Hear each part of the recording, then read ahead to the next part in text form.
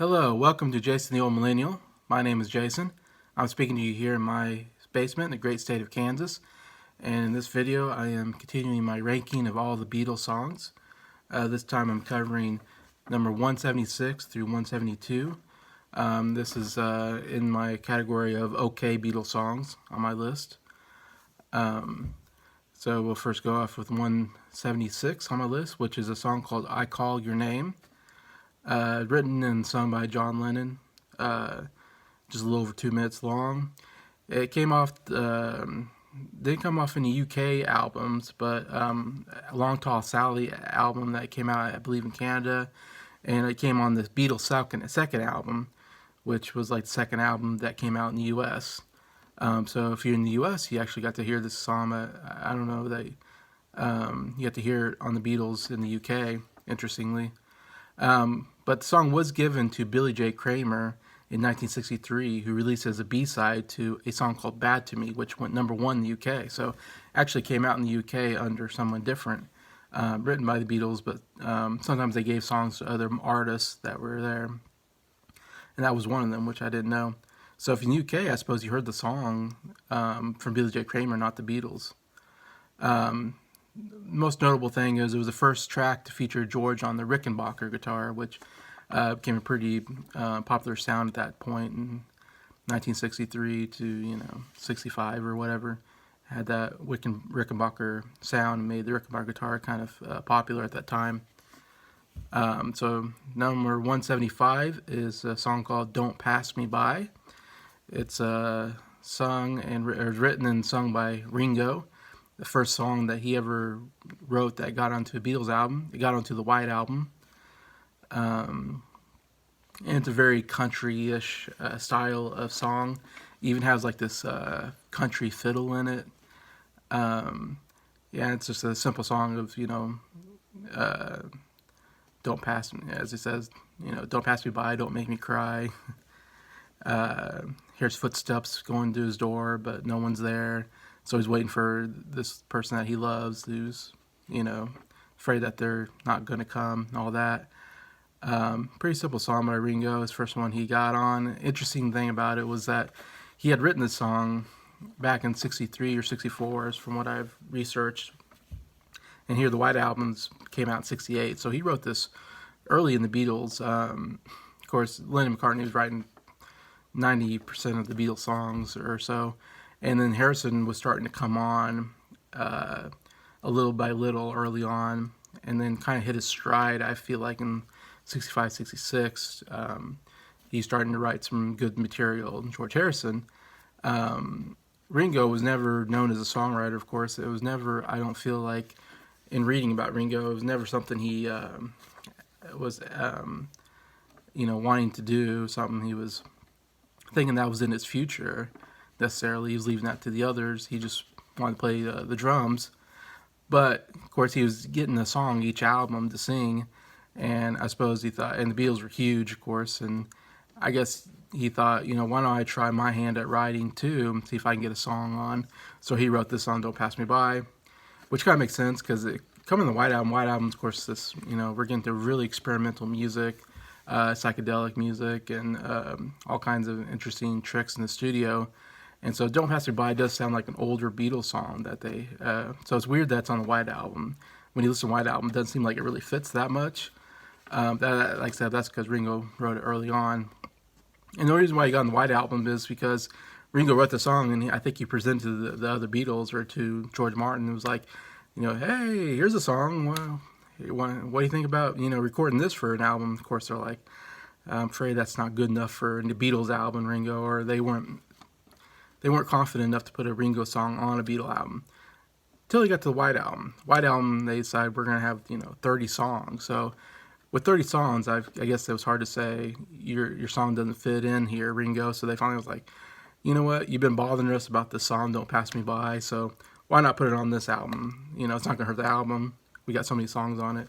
There's obviously much worse songs on the album too, but...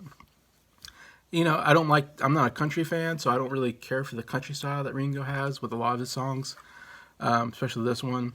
But, it's not bad. It has a decent chorus to it, decent catchiness to it, and Ringo's vocals aren't too bad, so That's why I put it here at 175. 174 is Don't Bother Me. Interesting. Another first. This is George Harrison's first song that he wrote.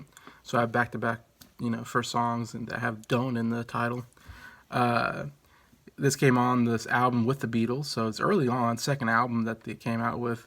But George normally didn't write. He usually sung a song that was either a cover song or written by the Lennon McCartney. Even after this, he would do more cover songs or other songs that the Beatles wrote, I think, or that Lennon McCartney wrote. But this was a song that, from our research, George, he was sick when he wrote the song, so he kind of had this negative feeling of, don't bother me. Of course, when you're sick, you don't want to be bothered. So it seems to be, but the song's not really about him being sick and being bothered. It's just about wanting to be alone because they're sad or something. And it's what kind of funny to me about it is that George says he wrote it just to see if he could write a song. Like he didn't know if he could write a song good enough to make an album. He didn't know if he had that ability like Lennon McCartney had, because Lennon McCartney were writing tons of songs together and they're hits. So George Martin was like, give me more Lennon McCartney songs. They weren't confident that Harrison could write a song good enough to make an album.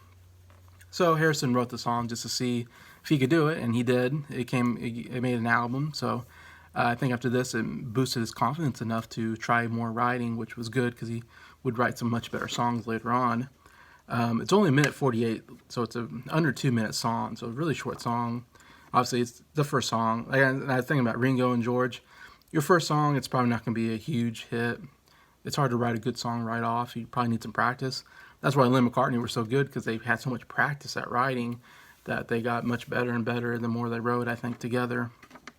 Anyway, so that's what I got, 174.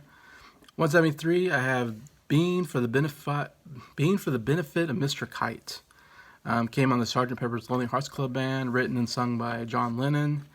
This is a song, I don't know, I've never been crazy about. I think other people like the song way more than I do off of the Sgt. Pepper's album. I mean, it definitely has a lot of experimental sounds to it, a lot of sound effects in it, because it's about a circus. And so there's some circus music in it to kind of give it that feel. And John Lennon's vocals they do something to it to make it sound different. It doesn't sound like John's normal voice, I guess, to add to the circus feel. I don't know. I didn't really care. I mean, the whole, story is that he saw a poster of a circus. I guess circuses did these things called benefits to raise money for something. And so this one was a benefit called Being for the Benefit of Mr. Kite. And so he kind of took a lot of the words off the poster and put it in lyrics anyways. And he changed some stuff around to fit, but mostly got the whole idea off of a poster, which is, it's an original idea. It's an interesting idea, I suppose. Something new that wasn't done before. And I think the Beatles are always looking for something new that's never done before at this time. So, it works in that way. I don't care for the lyrics so much. I mean, I don't care about a song about the circus. Like, it doesn't really do anything for me. I said musically, it's nothing special, I guess. But, it's an okay song. It's never been one of my favorites off the Sgt. Pepper's album. But that's me. And then my last song I'm going to talk about, 172, is a song called I'll Get You. It was a B-side of She Loves You. Obviously, a huge, huge hit. It's just a little over 2 minutes long. It's a pretty short song. And this came up right after they wrote For Me to You, which was also #1 single for them. They were coming out with #1 singles like crazy at this point. Lennon McCartney with She Loves You and I Want to Hold Your Hand and For Me to You. They had 3 singles back to back, basically, after Love Me Do. Anyway, so they were just on writing. They're just on fire when it came to writing at this point. And so they were feeling pretty good. So after doing For Me to You, another hit song for them, they wrote this, I Guess I'll Get You, which is just another really good, catchy, early Beatles song, I would say. Yeah, it's a really solid song, actually. I guess I put it in here just because it's a short song. It's not the most memorable Beatles song. There's other songs similar to this song that are just a little bit better, that are bigger hits, that I will talk about later, of course, on my rankings. But as I say, B-side to She Loves You, that was a pretty good A side, B side, single. I mean, She Loves You on one side, and then I'll Get You on the other sides. That's not a bad single at all. I mean, obviously, She Loves You is one of the greatest songs they wrote, and one of the biggest ones they wrote at that time. And so I totally would listen to that single if I was at that time. So anyway, so that's 172. So that's my list for today, my rankings. Uh, Tell me what you think about these songs, if they're too low, too high on the list, or where you put them yourself, and what you think. And I love to hear the comments on it. I'll read the comments. And just thank you for watching the video and liking it. And thank you to all my subscribers for supporting the channel. And I appreciate you all. Have a good day.